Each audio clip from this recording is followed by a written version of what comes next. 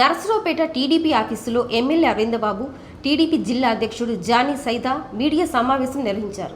గత 5 ఏళ్ల వైసీపీ పాలనలో జరిగిన అభివృద్ధి, కూటమి ప్రభుత్వం ఏర్పడిన ఈ 2 ఏళ్లలో జరిగిన అభివృద్ధిపై బహిరంగంగా చర్చించేందుకు సిద్ధంగా ఉన్నామని ఎమ్మెల్యే అరవిందబాబు తెలిపారు.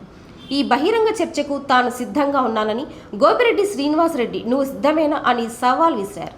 నరసరావుపేట నడి సెంటర్లోని అంబేద్కర్ విగ్రహం వద్ద బహిరంగ చర్చకు రావాలని, సోమవారం ఉదయం 10 గంటలకు రెడీగా ఉంటాను. ఊరికే విమర్శలు చేయడం కాకుండా దమ్ము ధైర్యం ఉంటే విధానపరమైన చర్చకు రావాలని గోపిరెడ్డికి ఎమ్మెల్యే సవాల్ విసిరారు. నరసరావుపేట నియోజకవర్గంలో 100 కోట్లతో అభివృద్ధి పనులు చేశామని కళ్ళుండి చూడగలిగే వారికి, చెవులుండి వినవలే వారికి అర్థమవుతుందన్నారు.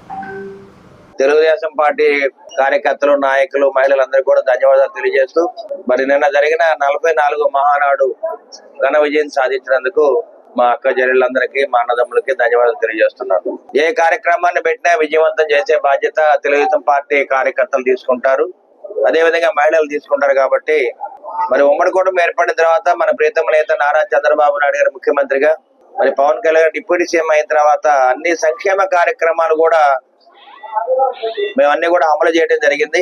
ఎక్కడ కూడా వెనకడుగు వేసింది లేదు. అదే విధంగా సంక్షేమ కార్యక్రమాలతో పాటు అభివృద్ధి కార్యక్రమాలు కూడా అన్ని కూడా శరవేగంతో తీసుకెళ్తా ఉన్నాం. ఇవాళ కళ్ళున్న వాళ్ళు ఎవరైనా చూస్తే అమరావతి రాజధాని ఏ విధంగా అభివృద్ధి చేస్తున్నాము, సీడ్ యాక్సిస్ రోడ్లు కానీ, కనెక్టింగ్ రోడ్లు కానీ, అమరావతి దగ్గర నుంచి హైదరాబాద్ దాకా, తెలంగాణ దాకా, అదేవిధంగా కర్ణాటక దాకా, మద్రాసు దాకా, అన్ని విధాల ఒరిస్సా దాకా, మహారాష్ట్ర దాకా అన్ని రోడ్డు యాక్సిస్ రోడ్లు అన్ని కూడా వేస్తా ఉన్నాం. ఈ విధంగా ఎప్పుడన్నా గడిచిన వైసీపీ ప్రభుత్వంలో ఎక్కడన్నా అమరావతి రాజధానిని అభివృద్ధి చేయడానికి ప్రయత్నం చేశారా? లేదు. 3 రాజధానులను అని 3 మొక్కలు ఆట ఆడటం జరిగింది. ఎక్కడ కూడా అభివృద్ధి పదంగా ముందుకెళ్లకుండా ఏదో విధంగా తప్పించుకుంటూ ఈ విధంగా మీరు ప్రయాణం చేశారు. 5 ఏళ్ళు గడిచిపోయింది.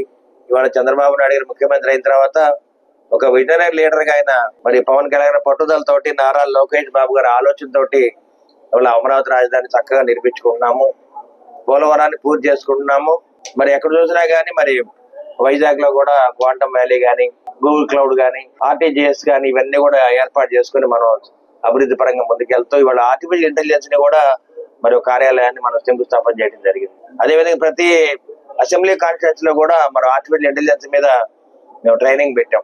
నర్సరావుపేటకి సిఎస్ఆర్ ఫండ్ ద్వారా ₹1,00,00,000 వస్తే ఇవన్నీ కూడా ఫైనల్ ఇయర్ స్టూడెంట్స్, బీటెక్ వాళ్ళకి కానీ వాళ్ళకి ట్రైనింగ్ ఇవ్వడానికి స్కిల్ డెవలప్మెంట్ లో వీటిని ₹1,00,00,000 శాంక్షన్ చేయడం జరిగింది. నర్సరావుపేట మున్సిపాలిటీలో మరి గోపిరెడ్డి శ్రీనివాసరెడ్డి గారు 10 ఏళ్ళు ఎమ్మెల్యేగా ఉన్నారు. ఎక్కడైనా అభివృద్ధి చేసినా ఒకసారి వచ్చి చూపించమని చాలు. అభివృద్ధి అంటే తెలుగుదేశం పార్టీ. ఇవాళ అరవింద్ బాబు ఎమ్మెల్యే అయిన తర్వాత నర్సరావుపేటలోనే మరి 4 హై లెవెల్ బ్రిడ్జ్లు కట్టాము.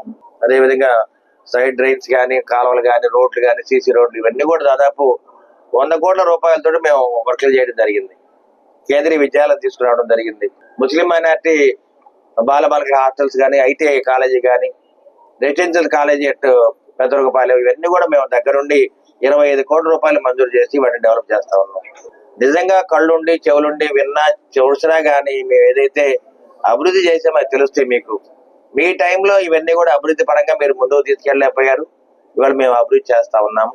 వైసీపీ ప్రభుత్వం కావచ్చు, వైసీపీ పార్టీ కావచ్చు, జగన్మోహన్ రెడ్డి గారు కావచ్చు, గోపిరెడ్డి శ్రీనివాసరెడ్డి గారు కావచ్చు, ఒకసారి మీరు ఆలోచన చేయండి. మేమైతే తెలుగుదేశం పార్టీ తరఫున నర్సరావుపేట అరవింద్ బాబు ఎమ్మెల్యేగా దేనికి వెనకడుగు వేసేవాడు కాదు, ధైర్యంగా ముందుకెళ్తాడు. చర్చకి కనుక మీరు సిద్ధమైతే అంబేద్కర్ సెంటర్ లోనే నడి బొడ్డున మాజీ ఎమ్మెల్యే గోపిరెడ్డి శ్రీనివాసరెడ్డి, నేను పక్కనే కూర్చుంటాము. ధైర్యం ఉంటే, దమ్ము ఉంటే రమ్మని నేను గోపిరెడ్డి శ్రీనివాసరెడ్డికి ఆహ్వానం పలుకుతా ఉన్నాను.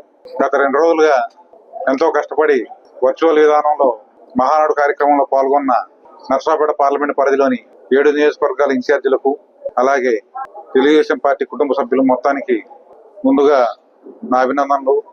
ఎందుకంటే నర్సరావుపేట పార్లమెంట్ స్థానాన్ని రాష్ట్రంలోనే 3వ స్థానంలో నిలిపినందుకు మీ అందరి కృషి ఎంతో ఉంది. దీంట్లో మీరందరూ ఎంతో అకుంఠిత దీక్షతో సుమారుగా పార్లమెంట్ పరిధిలో ఉన్న 76 క్లస్టర్స్ లో ఎక్కడ ఎటువంటి లోపాలు లేకుండా అధిక సంఖ్యలో తెలుగుదేశం పార్టీ కుటుంబ సభ్యులు పాల్గొని రాష్ట్రంలోనే 3వ స్థానంలో నర్సరావుపేట పార్లమెంట్ వచ్చినందుకు పాటుపడిన మీ అందరికీ మరలా ఇంకోసారి ధన్యవాదాలు తెలియజేసుకుంటూ, ఈరోజు వైసీపీ వాళ్ళు మాట్లాడుతున్నారు మహానాడుని జగన్ తిట్టడానికే పెట్టారా అన్నట్టుగా.